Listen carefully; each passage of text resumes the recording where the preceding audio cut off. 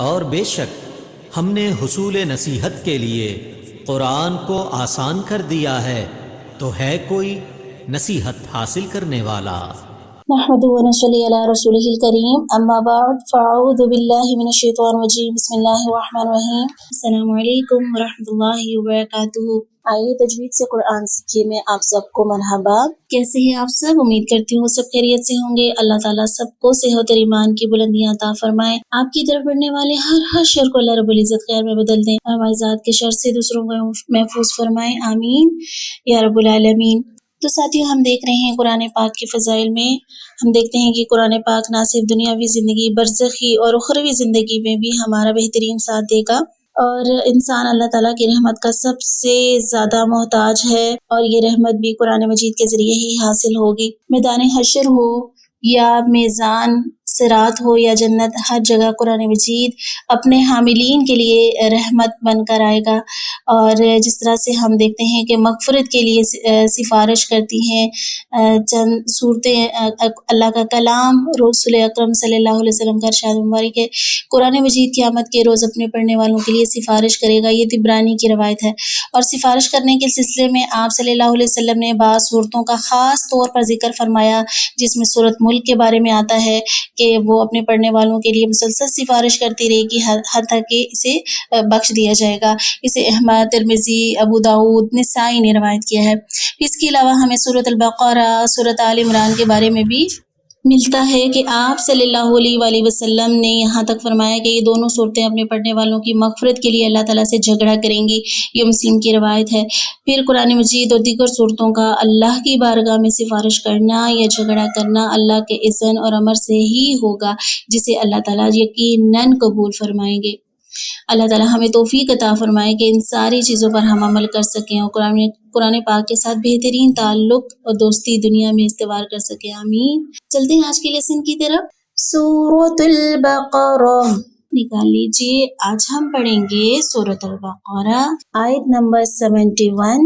اعوذ باللہ من الشیطان الرجیم، بسم اللہ الرحمن الرحیم۔ قال، اور حروف میں سے قالا نہیں کریں گے۔ قال انہو نون مشدد آواز ناک میں لے کے جائیں گے۔ یقولو ایسے نہیں کریں گے، ٹھیک ہے، حرکت کو لمبا نہیں کریں گے۔ قو کو لمبا ہم کیوں کریں؟ کاف کی پیش کو لمبا ہم اس لیے کریں کیونکہ آگے واو ساکن ہے۔ لام کے اوپر بھی پیش ہے، اس کو ہم لمبا کیوں نہیں کریں؟ کیونکہ آگے واو ساکن نہیں ہے۔ یقولو انہا، اگین گنہ، حروف گنہ دو، نون مشدد، میم مشدد، انہا بقرۃ اللہ ذلول تثیر الارض،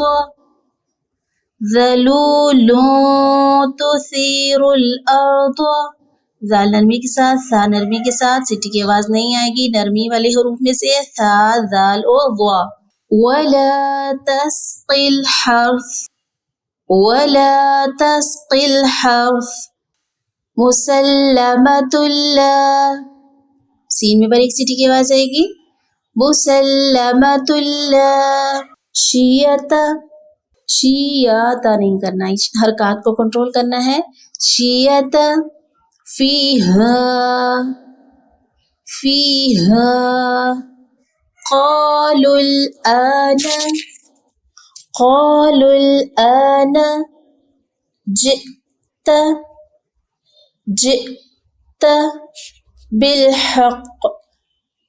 بالحق فذبحوها، زال زبان کی نوک سامنے والے دو دانتوں کے کنارے سے لگے گی، اوپر والے دو دانت ثنائے اولیہ کہلاتے ہیں۔ فذبحوها وما كادوا يفعلون۔ ایک بار اس آیت کو پھر سے دیکھ لیتے ہیں۔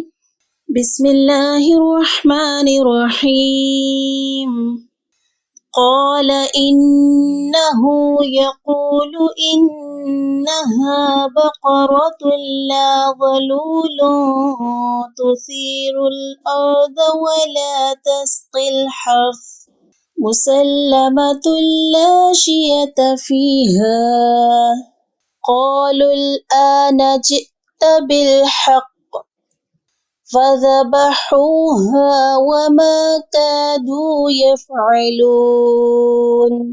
تو ساتھیو یہ ہے آج کا لیسن آپ کا، اس کو بار بار سنیں اور دہرائیں۔ جتنا گڑ ڈالیں گے اتنا ہی میٹھا ہوگا، اتنا ہی آپ کو اجر ملے گا اور اتنا ہی آپ کی تجوید میں بہتری آئے گی۔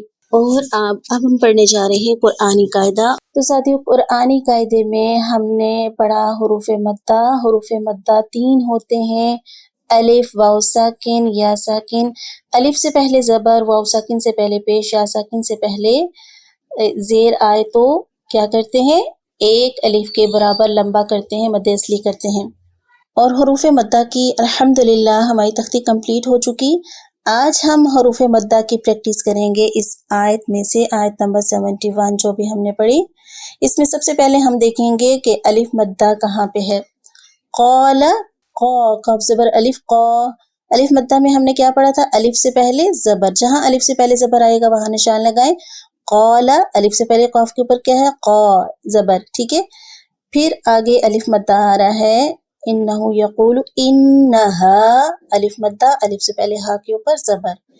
بقرۃ، بقرۃ، لا، لا لام زبر الف لا، یہاں دیکھیں یہاں پہ ہے حروف مدہ، الف مدہ۔ اس کے علاوہ تثیر الارض، ولا، ولا، یہاں دیکھیے الف سے پہلے لام کے اوپر زبر، حروف مدہ۔ پھر آگے دیکھیے مسلمۃ، لا، لام زبر الف لا، یہاں پہ حروف مدہ، ایک الف کے برابر لمبا کریں گے۔ قالوا الآن، یہاں دیکھیں قا، قاف زبر الف قا، یہاں پہ حروف مدہ، الف سے پہلے قاف کے اوپر زبر۔ پھر دیکھیں فذبحوها، ہا زبر الف ہا، یہاں حرف مدہ، الف سے پہلے ہا کے اوپر زبر آ رہی ہے۔ وما، الف سے پہلے میم زبر الف، ما زبر آ رہی ہے۔ کادو، یہاں دیکھیں کا، الف سے پہلے کاف کے اوپر زبر آ رہی ہے، الف مدہ، یفعلون نہیں، ٹھیک ہے۔ بس یہ الف مدہ ہو گئے۔ اب ہم دیکھیں گے واو ساکن سے پہلے پیش کہاں کہاں آ رہی ہے۔ یقولو، واو ساکن سے پہلے قاف کے اوپر پیش، یقولو، او کو ایک الف کے برابر لمبا کریں گے۔ اس سے آگے ذلولون، ذلولن، لام پیش واو لو، یہاں پہ دیکھیں حروف مدہ، واو ساکن سے پہلے پیش واو مدہ۔ اب یہاں دیکھیں قالو، کیا یہاں پہ مد اصلی ہوگی؟ واو مدہ ہے، واو تو ہے لیکن واو سے پہلے پیش بھی آ رہی ہے، لیکن واو ساکن نہیں ہے، لام کو لام کے ساتھ ہم ملا رہے ہیں۔ قالوا الآن، یہاں مد اصلی نہیں ہوگی، ٹھیک ہو گیا۔ فذبحو، ہا پیش واو حو، یہاں دیکھیں واو مدہ۔